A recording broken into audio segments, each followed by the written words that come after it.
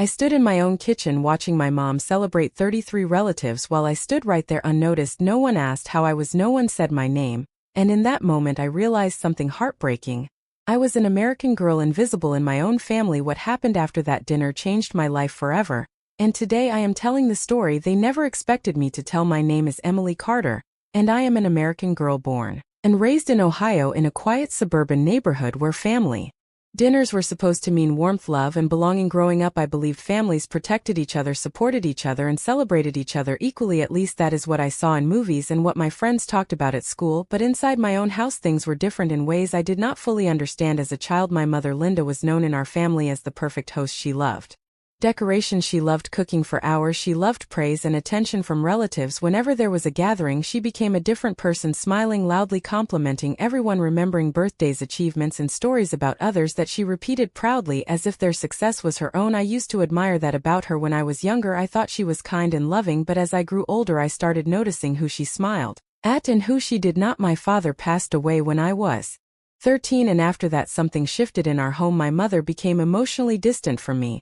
While becoming emotionally available to everyone else, she leaned on relatives, neighbors, church friends, anyone but me. I tried to be strong. I tried to help around the house. I tried to be the daughter she needed, but the harder I tried, the more invisible I felt. Welcome back to Revenge Water Official. If you are enjoying the content and want to support the journey, then make sure you hit that subscribe button right now and turn on all notifications so you never miss an upload. Your support helps Revenge Water Official grow and bring you even better videos every single day. So join the family today by clicking subscribe, and thank you for being part of the team.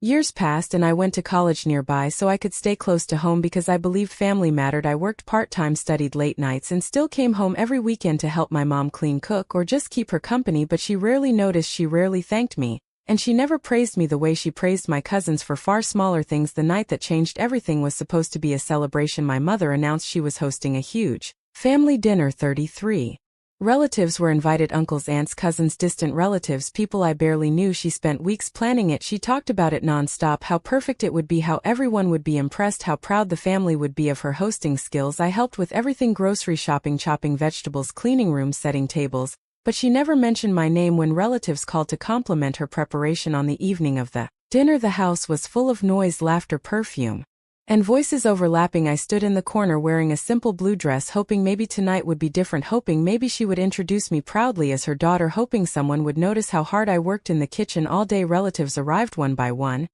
and my mother greeted each of them with excitement. She hugged them tightly, asked about their lives, their jobs, their kids, their vacations. She praised my cousin Sarah for getting engaged. She praised my cousin Mark for getting a promotion. She praised my aunt for losing weight. She praised everyone. I stood right next to her holding a tray of drinks, and she did not introduce me. Not once. People assumed I was just helping or that I was a family friend. Some did not even know I was her daughter, and my mother never corrected them.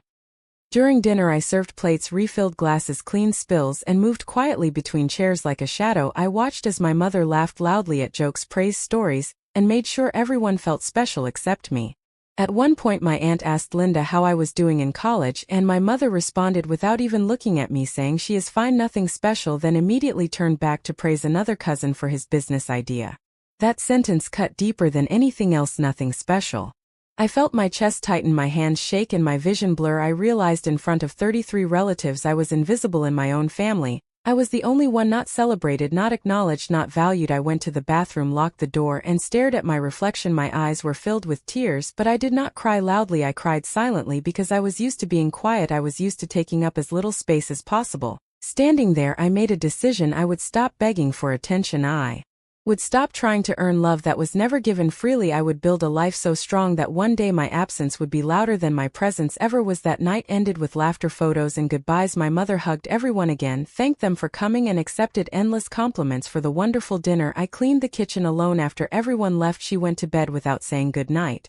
I stayed up late washing dishes, and something inside me finally broke, but instead of breaking me, it woke me up. I was an American girl raised to believe in independence, strength, and self-worth. And I realized no one was going to hand me validation, not even my own mother. That was the night my silent journey toward success began. The days after that dinner felt heavier than ever. I moved through my routine like a ghost, waking up early, going to college, coming home, working part-time, and sleeping late. But inside my mind something had changed. I no longer expected warmth from my mother.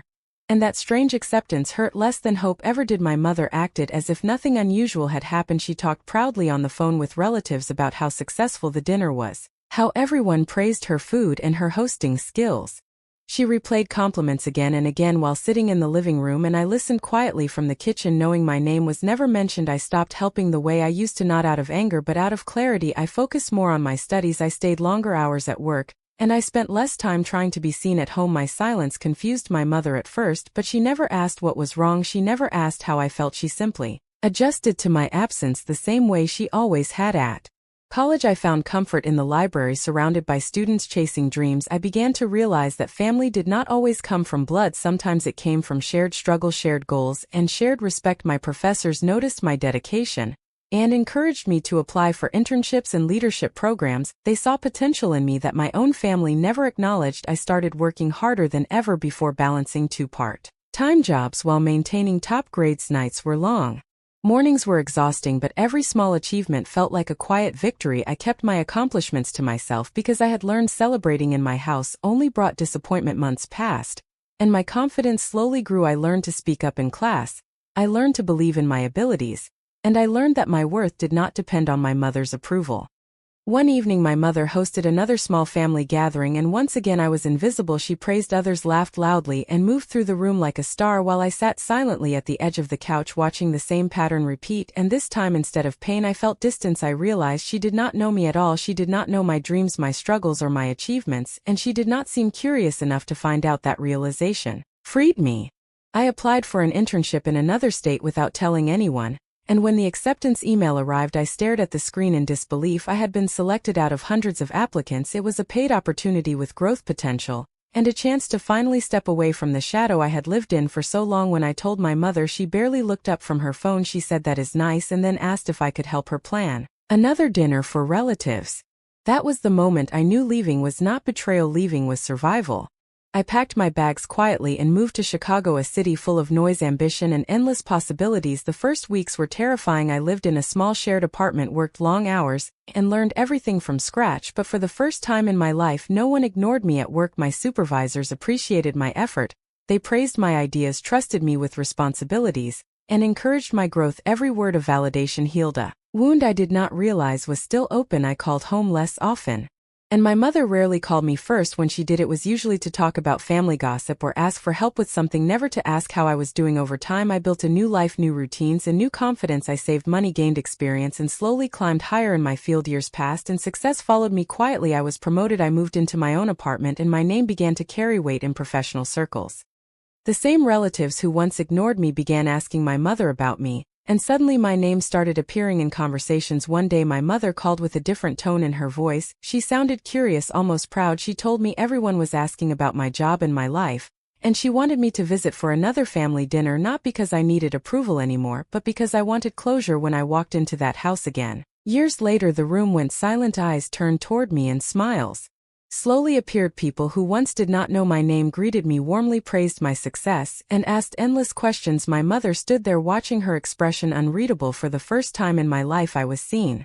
And the strangest part was realizing I no longer needed it. I sat at that dinner table again, surrounded by familiar faces that once felt distant, but this time their attention was on me. Every question, every smile, every compliment was directed my way, and I listened calmly, answering politely without excitement, because something inside me had changed permanently. My mother moved around the room, serving food, refilling drinks, and smiling nervously. She introduced me proudly, this time telling everyone about my job, my achievements, and my independence, and I realized she was repeating the same pattern she once used on others, only now I was the story she could show off. But it felt different to me because I knew the truth.